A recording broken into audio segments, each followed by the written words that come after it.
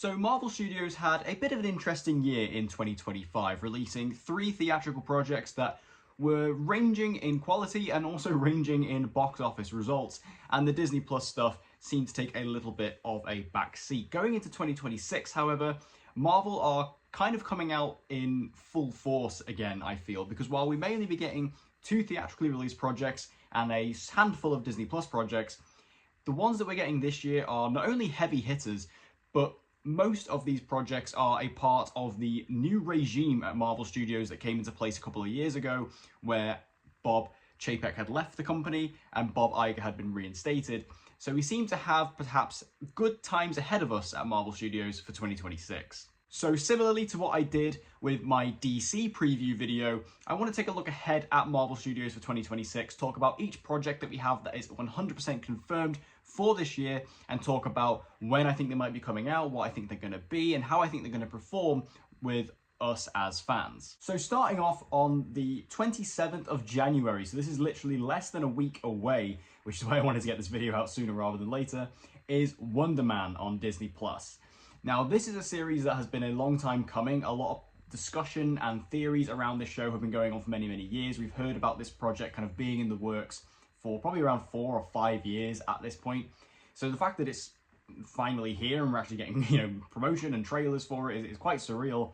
But Wonder Man, it's finally coming out, and this is going to be an interesting one for the MCU, I think, because this is seemingly a very different show from something we've seen before. This is not really going down the traditional superhero comic book TV show route. This seems to be taking a completely different approach, which is that this doesn't really seem to be a superhero show. This doesn't really seem to be that kind of classic action adventure, superhero driven story that we'd expect from the MCU. This seems to be a bit more of a satirical comedy, which is definitely an interesting direction for the MCU. And while I feel like there are other shows out there that have been doing this for a little while, we haven't seen Marvel take that on. And given all of the kind of chronically online stuff that's related to Marvel and Marvel Studios, and all the talk that goes online on YouTube and on Twitter and all the other social media platforms, I feel like doing a kind of self-aware satirical comedy with commentary on the MCU is quite a fun idea, and I really hope that Marvel embrace that and obviously aren't afraid to kind of poke fun at themselves, which based on the trailers they seem to definitely be getting on board with that sort of thing. This seems to be taking a good look at the superhero genre as it is today. It seems to be looking at Hollywood as it is today, and I think that that's a really interesting angle to come in from an MCU show. Now, of course, this is still an MCU show, so there are going to be superheroes and superpowers involved in some way, shape or form, and of course Wonder Man is known for having superpowers, but they seem to be hiding that in this show for story reasons, which again I think is quite interesting. But we do have a wonderful cast attached here, mainly Yahya Abdul-Mateen II as Simon Williams. I think is fantastic casting. You can't go wrong with Yahya Abdul-Mateen II. He's just a tremendous actor. Like, everything I've seen him in, he's brilliant. So him coming into the MCU, playing such a fun character like this, I think is a great get. And the return of Trevor Slattery, played by Ben Kingsley, which I love the fact that this character keeps on coming back. Like, I'm an Iron Man 3 defender. I like that movie, and I quite enjoyed the Mandarin twist in that movie. I think it's quite fun, and I think it's quite inventive. And the fact that this character came back, obviously in Shang-Chi a few years ago, and now he's back again in the Wonder Man series. I love the fact that this guy is such a weird, like, off-kilter, C-list character, even within the MCU, but he keeps recurring in these little roles here and there. I think it's very enjoyable. So I think Wonder Man I honestly think the show's going to be good. I think it's going to be quite an interesting look at the MCU through the lens of an outside perspective, and I think that is going to be fun. How it's going to actually fare as like a superhero comic book show, I don't know. I feel like I feel like this one's going to be divisive. I feel like there's going to be some fans who are going to really love it and really gravitate towards it, and there's going to be some fans who are going to be left wanting more. So we'll have to see. This is a 6-episode event that is dropping all at once on Disney Plus. I'm not keen on that. I much prefer the weekly release, but hey ho, we're going to be getting it all at once. So stay tuned to Capes and Critiques. Make sure you have that notification bell switched on so you know exactly when my Wonder Man review drops. I will try and get it out to you as soon as I possibly can when the series drops on January the 27th.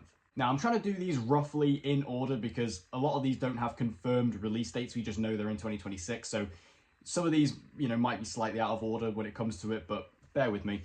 Next up, though, is Daredevil Born Again Season 2, which is, we don't know the exact release date, but we know it's coming out in March. So I'm pretty sure this is going to be coming out basically a year to date from the previous season, which is quite impressive, the fact they've managed to turn around this second season so quickly. But I think when you look, obviously, the production troubles behind Born Again Season 1, it's quite evident the fact that they clearly had all the pieces in place by the end of making Season 1, that they could just go straight into Season 2 with this new formed creative team to give us, hopefully, something that is superior to Season 1. Now, I liked Season 1. I enjoyed it. It's a very flawed season. I think when you look at it, you know, in sort of the grand scheme of Daredevil as a show, like if you kind of make it Daredevil Season 4 for the sakes of this comparison, I think it is the weakest season of Daredevil. But it is also kind of its own thing. It is a kind of fresh start for Daredevil, obviously within the MCU. And I think overall, I thought the show was very enjoyable. I think you have obviously great casting with bringing Charlie Cox back and bringing Vincent D'Onofrio back. And they are as perfect as they were when they were first cast back in 2015's Daredevil. And I think the other like new characters they introduced, I thought were pretty fun. And I think that, you know, the way that they were able to salvage what they had with Season 1 is remarkably impressive. But anyway, enough about Season 1. Let's talk about Season 2. I think Season 2 is going to be great. I think it's going to be really good because, not to like be that guy, but all of the best parts of Season 1 were made by that creative team who have now taken over the show and are bringing us Season 2.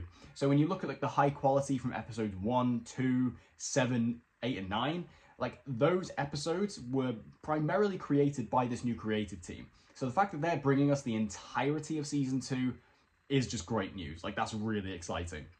We also have a great setup for this season, like where Season 1 ended with obviously Fisk enforcing this anti-vigilante task force onto New York and is out there to kill and destroy and arrest all vigilantes in New York. That's a big threat. Like that's a big thing for a character like Daredevil to have to deal with.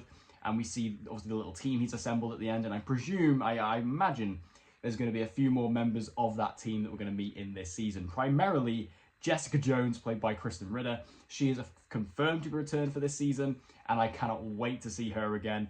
I love the fact that Born Again seems to be slowly bringing back all of the Netflix characters. That's just, as someone who like grew up when the Netflix stuff was really happening, like I love that universe. So the fact that that's all coming back in the MCU, I absolutely love. I think Born Again Season 2 is just going to be firing on all cylinders. I think this is going to be what a lot of us wanted Season 1 to be. It's going to be this full throttle, you know, really well written, really dark series for the MCU. And that's what we all wanted from, you know, originally what would have been Daredevil Season 4 on Netflix. I mean, I personally still don't consider Born Again to be a direct continuation of the Netflix Daredevil. Like I say, it clearly obviously follows on from it, and it is still following on that exact same version. But for me, like, I view it as kind of its own thing. So this isn't like Daredevil Season 5 to me. This is Born Again Season 2. So I'm looking forward to it. I think it's going to be good. And I think with this new creative team in place, I think it's going to be very difficult for them to steer far wrong. Now, I don't really know where to put this one, so I'm just going to sort of slot it here. We're getting a special presentation this year, which we've not had one of them since 2022, and that's The Punisher. Now, this is something that I am very excited about. Obviously, we did get the return of The Punisher in Daredevil Born Again Season 1, and I loved that. Jon Bernthal is one of those, you know, kind of all-time peak comic book castings as Frank Castle. He's just incredible. And I think doing a special presentation, you know, 45 minutes to an hour special for The Punisher is kind of the perfect thing to give this character outside of him obviously appearing in other projects. Like he was in Daredevil. We know he's going to be in another project coming out this year. But giving him his own special, I think, is perfect, because if you went with a movie, I feel like we've done too many Punisher movies. It wouldn't be that special. And if we went with a TV show, as much as I really liked the Punisher show on Netflix, we've sort of already done that as well. I feel like it's kind of irrelevant. But giving us something like this, like a special that's like, say, 45 minutes to an hour, I think that's the perfect choice for a character like the Punisher. And my main question with this, obviously we don't know when it's releasing, but I'm wondering where in the MCU timeline this is going to be. I'm guessing that this is going to release after Daredevil Born Again Season 2, but before Spider-Man Brand New Day. It's going to release some point in that kind of, you know, build up, like spring, summer period. Because, you know, when you look at the end of Born Again Season 1, we saw Frank Castle was captured, but he does get out. So that kind of sets up his special there. So what we then need to do is then bridge the gap from that to his appearance in Spider-Man. And I think that's what this special will do. So yes, that does probably mean that the character won't show up in Born Again Season 2, which is kind of sad because I love the character and I loved him in Born Again. But if we're getting a whole, special with him and he's going to be appearing in a theatrically released Marvel movie this year, you can't really complain about that. And I just can't wait to see what the story is. I really can't. I think it's going to be a really fun episode for Frank Castle and a great little mini section of his story before going onto the big screen in the summer. And speaking of, on July 31st, 2026, we are getting our first theatrically released MCU movie of the year, and that is Spider-Man Brand New Day. So, as I just mentioned, Spider-Man Brand New Day is coming out sort of right at the end of July, and this is going to be a big deal for Marvel. Like, I think Spider-Man has obviously been such a huge part of the MCU since he was introduced. My cat has jumped on my lap. Hello. He's been such a huge part of the MCU. He really has. Can you not knock my camera? Never work with animals. And I think the Spider-Man, he's just delivered these great films for the MCU. Like, me personally, love Homecoming, can take or leave Far From Home, and then No Way Home was obviously this huge, massive event that was $1 billion movie.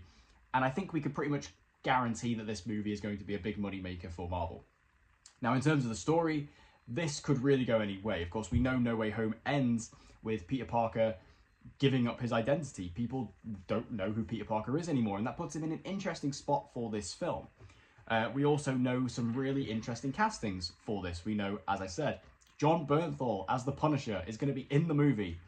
That's great. I cannot believe that. I still can't believe that that's actually happening, and I think that's great.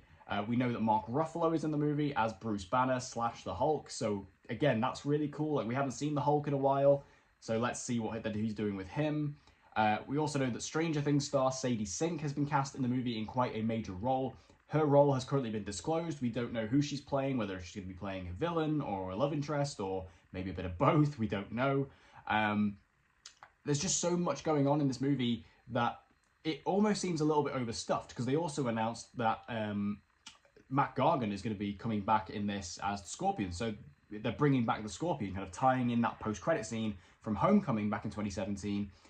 There's a lot in this movie, but I'm going to trust Destin Daniel Cretton. I think he's a fantastic director. I've been a big fan of his work for years now, and he obviously delivered one of the better sort of post-Endgame MCU movies with Shang-Chi and The Legend of the Ten Rings.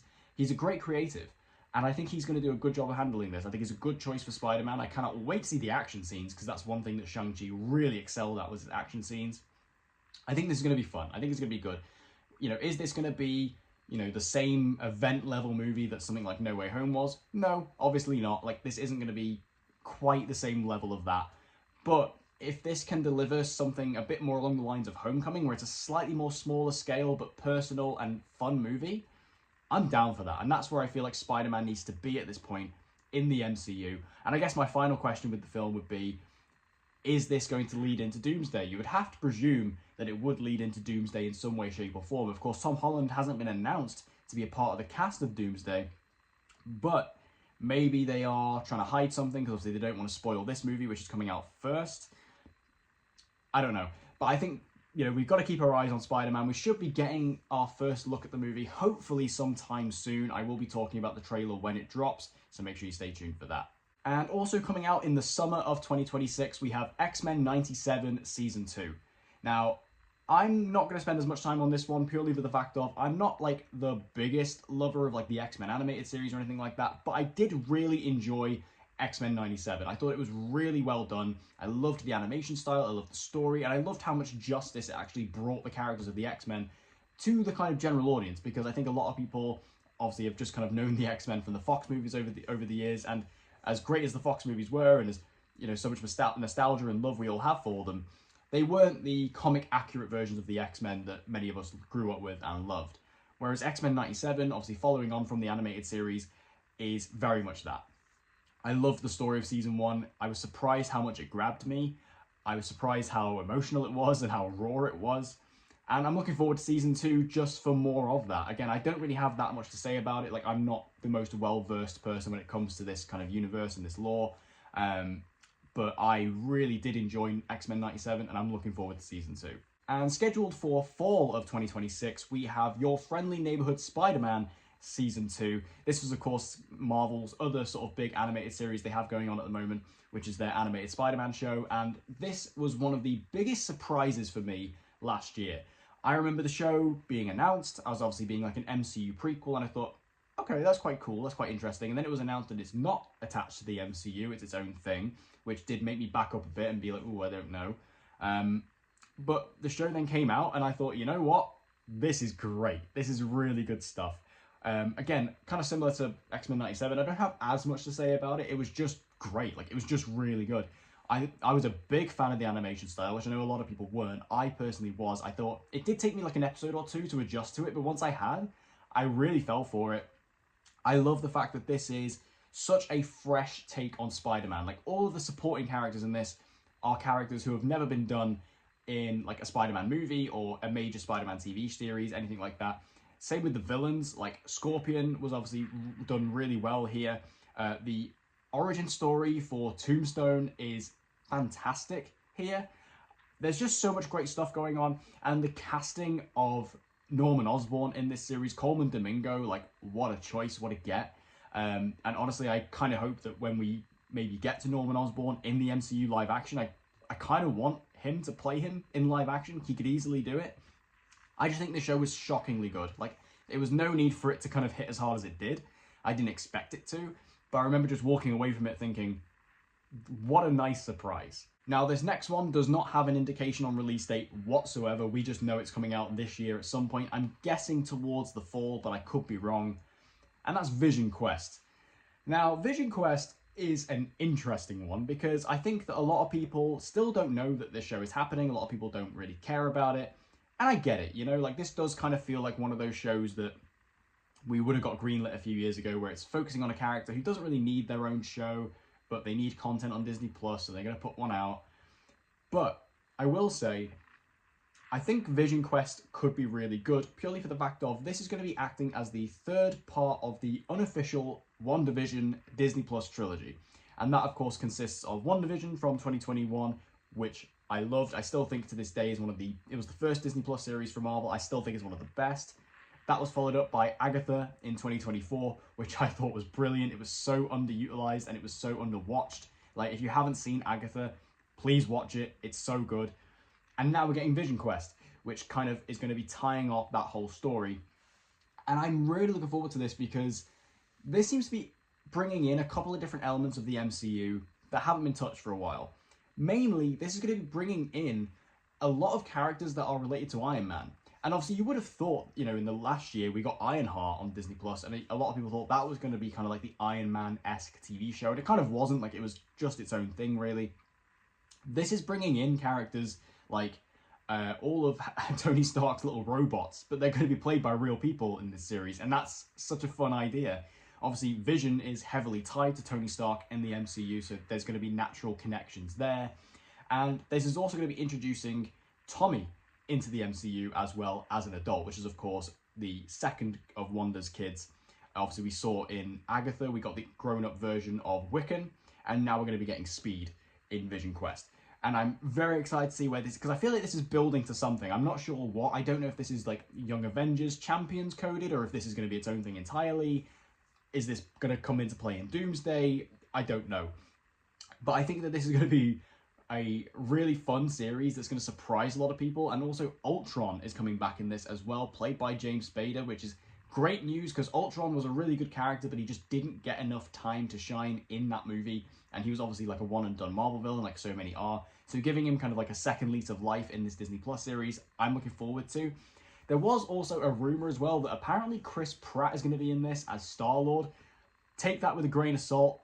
I don't know about that. Obviously, there was that piece of concept art that was released a long time ago for Avengers Doomsday, which had White Vision hanging out with Star-Lord, and there was also the other one of Star-Lord recruiting the Young Avengers.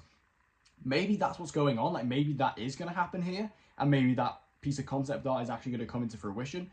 Who knows? Obviously, like I say, Wiccan was introduced in Agatha. They're introducing Speed here, and we have so many other Young Avengers characters they've introduced over the past couple of phases. Maybe that's where they're going, and maybe that's kind of Vision and Star-Lord's role within Avengers Doomsday. Who's to say? But in terms of the show itself, I think this is going to be a surprising one. I think, again, it might be divisive, a bit like Wonder Man. Like, this might be something that some fans really enjoy and some fans just want a little bit more from. But it's hard to talk about, obviously. We haven't got a trailer for it or anything. We'll have to wait and see how it goes. But I think it's going to be a fun series. Fingers crossed. And of course, to cap off the year, in December 18th, 2026, we have Avengers Doomsday. Now, obviously, I've mentioned Doomsday a few times already in this video. I don't need to introduce the movie. You know what it is. This is Avengers 5. And, I mean, I'm excited. Like, what am I supposed to say? Like, I'm excited. I am a huge MCU fan, obviously. Love the Avengers movies. And, obviously, Doomsday has been a bit of an interesting production. Like, it started out as the Kang Dynasty, has then, with all the Jonathan Majors stuff, got kind of twisted and contorted into this now Avengers Doomsday. And there's so much about the movie that's telling me that this is, you know, a desperation move from Marvel. There's so much reaching here. They've brought back Robert Downey Jr., which is great. I love Robert Downey, obviously, but playing Doctor Doom, like, I don't want him to play Doctor Doom. Like, I would much rather them get a different actor to play Doctor Doom, who's actually probably going to play the character for years going forward, and it would help if they actually had Romani heritage. I also am not the biggest fan of them bringing back Chris Evans as well as Captain America. Like, obviously, I know he's going to be playing most likely Steve Rogers in the movie. But again, as much as I love Steve Rogers, I love Chris Evans, I feel like we've moved on from these characters at this point in the MCU. So to bring them back, it just feels like we're kind of hitting the reset button a little bit. But then at the same time, there's a lot to like about this movie. And obviously, we've been getting these little teaser trailers over the past couple of months, and they've done nothing but build my hype. And I know a lot of people have a lot of stuff to say about the Russos, but let's be real. Like, I know the Russos' film output post-Avengers Endgame hasn't been anything particularly noteworthy or even particularly impressive, but one thing that the Russos really excel at is making Marvel movies. You know, you ask any MCU fan what their top MCU films are, most of them are the Russo movies. Winter Soldier, Civil War, Infinity War, Endgame, like, they are all top 5 worthy MCU films. And even most MCU fans, I think, would say that Captain America the Winter Soldier is still to this day the best Marvel movie, and that was the Russos. They are really good at making Marvel movies, and I kind of hate this revisionist history that goes on online these days where people like to pretend that because the narrative is to hate the Russos, they like to pretend they never liked the Russos. Don't bullshit. You liked the Russos, and you still do. And I think that they're a great choice to bring back for Doomsday. Like, if you're gonna want to make an MCU movie, like an exciting Avengers film, to get people back on side and to make something, get the guys who did the last two that were both huge hits and both made $1 billion. Like, why not? Especially when they were willing to do it. Like, they were literally saying, before they were announced to come back for this, they were like, yeah, let us do this. Let us do Secret Wars. Like, we'll do it. They wanted to do it, and now they're back. And, of course, they're not the only ones who are back. We're also getting the Fox X-Men characters back, or at least a large amount of them. And that trailer with the X-Men, obviously with James Marsden as Cyclops doing the Ionic Blast, was amazing. I love seeing Charles and Charles and Eric back again doing their thing. I think that looks great. The Thor trailer was really emotional, hit really hard. Again, credit to the Russos. They're kind of the best people in the MCU when it comes to handling Thor as a character. So I'm glad they're back doing more stuff with him. I think we can all agree that, like, Infinity War Thor was kind of the best he ever was. Apologies for my camera shaking. My cat's back on my table again. And we also got the final trailer most recently of the Wakandans meeting the Fantastic Four. That's just like that meeting of worlds in the MCU that makes the MCU what it is. Like, we love seeing these random characters introduced, like M'Baku meeting the Thing. That's just really cool. So I'm looking forward to Doomsday. Obviously, there's so much more we need to know about it, and we still haven't had a full, proper trailer for the movie yet. But I'm excited. I'm looking forward to see what the movie is. I can't wait to see where they go with it. Obviously, we've got so many characters in this, like the new Avengers Thunderbolts. We've got the Fantastic Four. We've got Sam's, like, new team of Avengers, which includes characters like Shang-Chi and Thor and Loki, like, bringing all them back. This is going to be an event. And to say that I'm not going to sit here and say, oh, I hate what I'm seeing from the movie. I don't want this. This isn't looking good. I'd be lying. I'm excited about this movie. And I will admit, like, when the first pieces of news were coming out about the film, I was a bit apprehensive as well. But seeing these trailers, it's won me over. And, I'm only a fan. Like, what am I supposed to do? I'm hyped. So, Avengers Doomsday, it's hopefully going to be good. And I, for one, am so excited. I cannot wait until we get that first official trailer, and I will be there day one, opening night, when it comes to December 18th. But that's it. That's Marvel's entire slate for 2026. I know this is a bit of a long video, but there's a lot coming out this year. There's a lot to be excited about, so let me know. What are you most looking forward to? Are you still excited for Avengers Doomsday? Are you looking forward to something else? What do you think of the Disney Plus series coming out this year? What are you most excited for? Let me know in the comment section down below. And make sure you subscribe to Capes and Critiques. Hit that notification bell so you don't miss any uploads as and when they come out.